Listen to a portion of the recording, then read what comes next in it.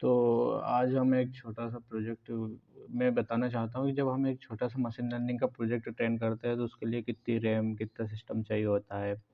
जब मैं सिस्टम खरीद रहा था तब मुझे किसी ने कहा कि इतनी रैम यार तुम्हें सीपीयू की क्या ज़रूरत है? पर मैं वही तुम्हें दिखाना चाहता हूँ कि ये रहा मेरा सिस्टम का रैम और सीपीयू। मेरे सिस्टम में 8 जीबी रैम है, जिसमें से 3 जीबी तो मेरा ओएस ही ले ले रहा है। यदि मैं अपना मशीन लर्निंग मॉडल ट्रेन करूँगा जो कि आगे दिखाऊँगा आपको, तो उसमें कितने जीबी रैम और कितना सीपीयू लगता है। और मेरे पास यहाँ पर आप देख सकते हो, यहाँ पर i5 सीपीयू है जो कि जिसमें कि हर एक कोर यूज़ हो रहा है।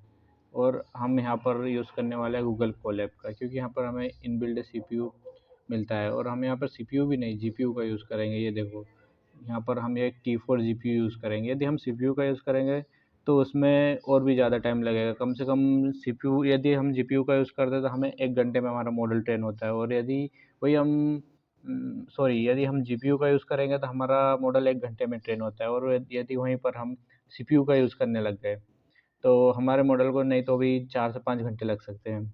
इसलिए हम यहाँ पर T4 जीपीयू का यूज़ करेंगे। यहाँ पर सेव किया मैंने, कनेक्ट किया, और ये मेरा गूगल कोलैब जो कि बैकएंड में हम कह सकते हैं कि गूगल के जो भी सर्वर पर कंप्यूटर रखे हैं उससे कनेक्ट हो रहा है। और ये मैंने पूरा कोड लिख दिया है। और यदि आपको ये कोड चाहिए तो मैं नीचे डिस्क्रिप्शन में इसका गिटहब लिंक के दे दूँगा, आप वहाँ से डाउनलोड कर सकते हैं। तो यहाँ पर हम पहले तो वो वाली फ़ाइल लेकर आएँगे, डाटा सेट एक तरीके से, कोड्स हम नेक्स्ट वर्ड प्रेडिक्शन करने का मॉडल ट्रेन कर रहे हैं।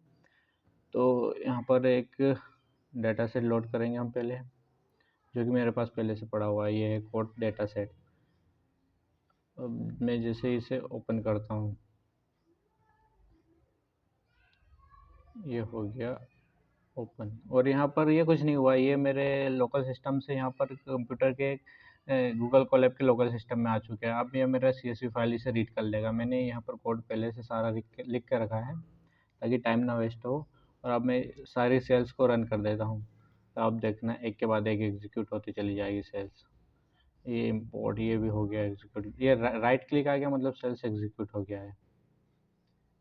ये एग्जीक्यूट हो गया, ये सेल्स भी एग्जीक्यूट हो गया। और ये हमारे यहाँ पर ये अभी मॉडल बना है। ये हम कह सकते हैं हमने अपना मॉडल बनाया है यहाँ पर। बट अभी मॉडल बना है, उसे ट्रेन करने यहाँ पर ये मॉडल ट्रेन हो रहा है।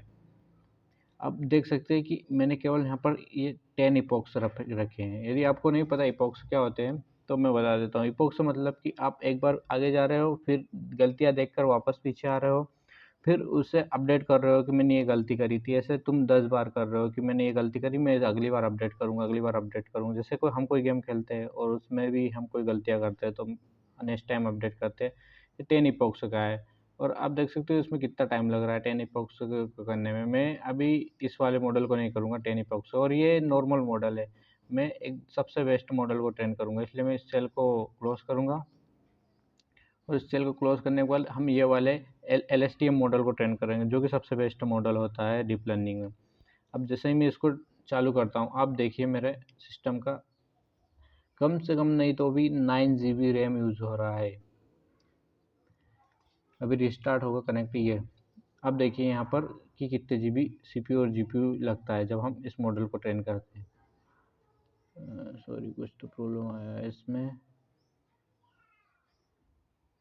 What is the wrong LSTM model? मुझे सारी सेल्स फिर से रन करनी पड़ेगी। वो क्या होता है, कभी कभी हम गूगल कोलैब में यदि आप यूज़ कर रहे हैं, आपने यदि एक भी सेल में कुछ चेंजेस किया है तो आपको सारी सेल्स फिर से रन करनी पड़ेगी। ये दिक्कत होती है। और जैसे ही हमारी सारी सेल्स फिर से रन हो जाएगी, मैं आपको दिखाता हूँ। यहाँ पर अभी आप देख सकते हो कि हमारे सिस्टम में केवल 1.5 जीबी रैम यूज़ हो रहा है, जीपीयू का कुछ यूज़ नहीं हो रहा अभी। पर ये देखिए अभी जैसे मेरा मॉडल ट्रेन होना चालू हो गया होगा। आप देख सकते हैं ये मॉडल ट्रेन होना चालू हो गया है। ये जो 10 इपॉक्स वाला मॉडल ट्रेन हुआ, RNN वाला जो कि बेसिक मॉडल होता है, वो भी 8 से 9 जीबी रैम यूज़ कर रहा है, 4 जीबी सीपीयू यूज़ कर रहा है। और इसे ट्रेन होने में नहीं तो भी हम कह सकते हैं कि ये वाला तो हालांकि 10 इपॉक्स वाला है तो कम टाइम लगेगा, बट ये जो नीचे वाला है जो 100 इपॉक्स वाला है, इसे ट्रेन होने में नहीं तो भी 1 घंटा लगेगा, वो भी जीपीयू का यूज़ करने पर। इसलिए हम इसे स्टॉप करके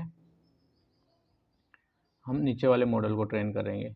और इसे ट्रेन करने के बाद हम हो सकता है अगला वीडियो उस मॉडल पे पूरा बना सकते हैं फुल स्टैक करके, कि से सामने फ्रंट एंड ऐड करके और उसका पूरा प्रैक्टिकल दिखाकर। मैं बस ये दिखाना चाहता हूँ कि यदि आप एक मॉडल को ट्रेन करते हैं तो उसमें नहीं तो भी, और ये बहुत छोटा-सा मॉडल है, इसमें कोई बड़ी बात नहीं है। ये इतना छोटा मॉडल है कि हम कह सकते हैं कि बहुत ही छोटा मॉडल। इसमें भी आप देख सकते हैं 8 से 10 जीबी रैम यूज़ हो रही है, 4 से 5 जीबी जीपीयू यूज़ हो रहा है। तो हम फिर सोच सकते हैं कि जो चैट जीपीटी है, जेमिनी है, ये कितने हाई लेवल पे काम करते हैं। इनको एक बार ट्रेन करने पे या फिर एक बार यूज़ करने पर कितना जीपीयू, सीपीयू यूज़ होता है। तो इसलिए जब भी आप इनका यूज़ कर रहे हैं, इन सब चीज़ों का ध्यान रखें। Thank you.